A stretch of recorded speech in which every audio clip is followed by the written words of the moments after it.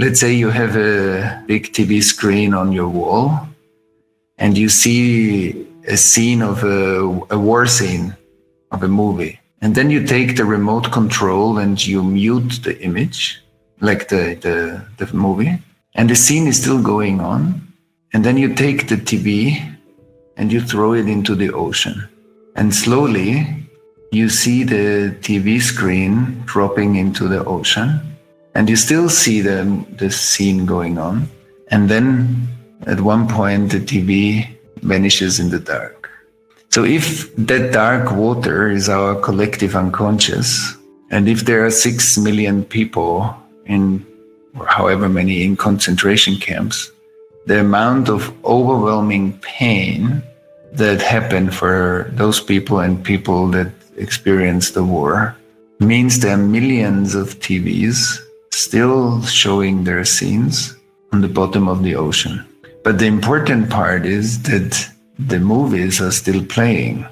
So I have been born by myself into the aftermath of the Second World War, and maybe many of us have been born into the aftermath of other bigger wounds and scars that we have left as humanity for the next generations to take care of. So I've been born and nobody told me that certain things that I felt and saw as a boy were trauma symptoms. So I grew up saying, okay, this is how the world is.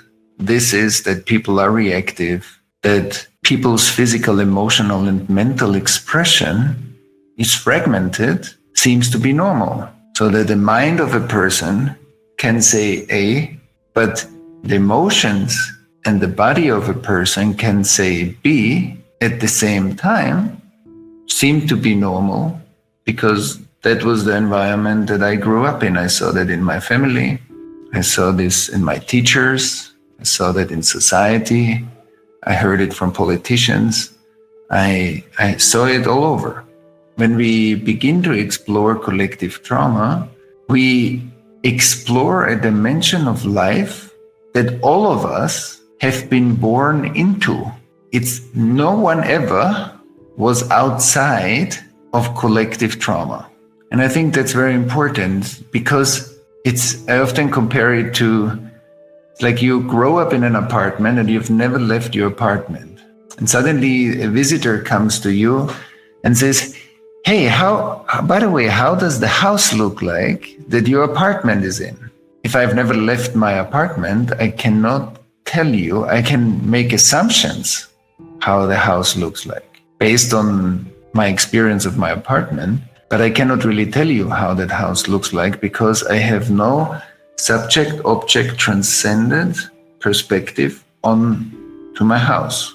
So by all of us having been born into a collectively traumatized world, we can recognize the dimension of the individual traumatization of ourselves or another person that is based on the biography. I can understand if a client comes to me and says, listen, I had a car accident or I have XYZ attachment trauma. I can understand that, and I can also put that into a context of the person's biography. We can still, in a way, do the same thing for ancestral trauma transmission. My parents or my grandparents were traumatized, and that's why I go through the attachment process I go through. So my attachment trauma sits within a context of my ancestors' traumatization. There's a physical process in our body, and it has an emotional dimension, and then it usually has a mental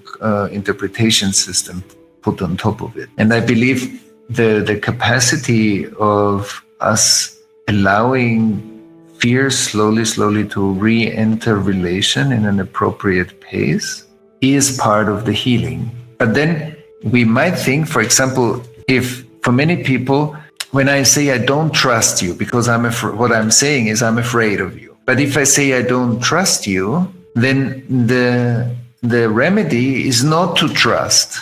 The remedy is to not trust consciously in order to honor the internal process in relation, and then maybe slowly replace that process by something that's more functional right now. But that's very important, that the fear will be respected and not seen as an obstacle. Because for many of us, and especially in our society, the high amount of fear that is in our systems is often compensated so strongly that we developed so many mechanisms to compensate on that level of fear that many of us share.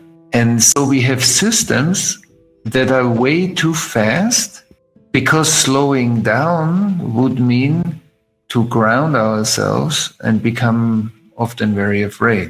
Because slowing down means that we meet more what is, or we turn our internal experience and nervous system into a state of digestion.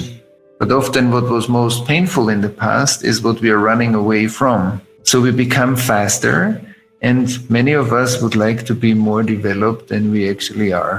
So we want to be ahead of ourselves, and that's a big fear symptom in our societies. Same as our economy system is often based on fear, and that's why it's eating more of the physical substance of the planet. Same as if my lifestyle is not sustainable, which means that my level of activity can be sustained in a good way by my body, which means that I'm not eating the substance of my body by the way I'm living. So I'm in a regenerative flow of my creative output and my own regeneration and recuperation.